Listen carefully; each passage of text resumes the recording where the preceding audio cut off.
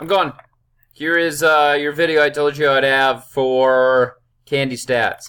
I'm going to go back up here. Pause the video. There is trials 1 through 12. Pause the video.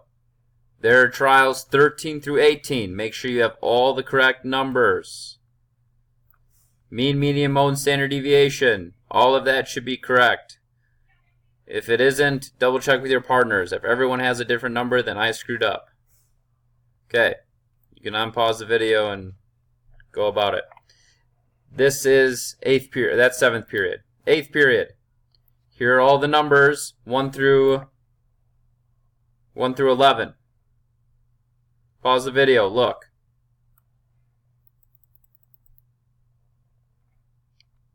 (12 through 21). There they all are. Pause the video if you need to. Get them all down. Wonderful. Going back. Alright, period 7. I am going to go through the red M&M, how to create all this again. 8th period, you can follow this. Just remember that yours is going to be slightly different values. So, here we go. I'm going to start down here, highlight these two cells, merge them. Red standard deviation. Copy that, paste that down there. Wonderful. Equal. And I'm going to equal that to the mean of 2. And now I'm going to add standard deviation. So it's going to equal this plus 1 red standard deviation, which is right here. Bam. Okay. Very smart student. Talked about for the 2 standard deviations, you can just 2 times standard deviation, or since we already know this number, we can go equal this, and we can just add, so the plus symbol, we can add another standard deviation. And there we go. So, do it again. There, that, plus red standard deviation, enter. Hey, look at that. Okay. Equals, now my screen is going to do something. This is x4. So I'm going to go equals this minus x4.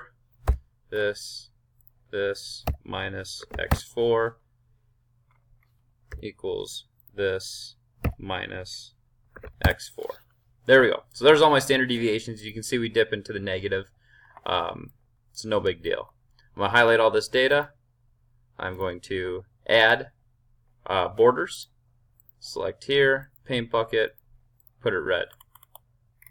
Everything looks good so far. Fantastic. Okay, I'm going to highlight all my red values all the way to the end. For 7th period, that's 18. I'm going to go to Insert, Chart. Change it from line to histogram. I'm going to go to Customize, Histogram, bucket size to 1 again. Close that. Chart title. This will be red M&M's histogram. And I will center that. Then type, I'll change this to horizontal axis title. This is bin values. Remember to pause as I'm doing this, so don't get overwhelmed here.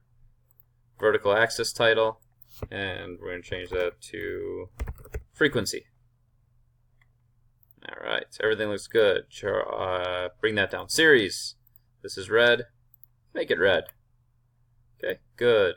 Legend. Right. None. Close legend. Horizontal axis.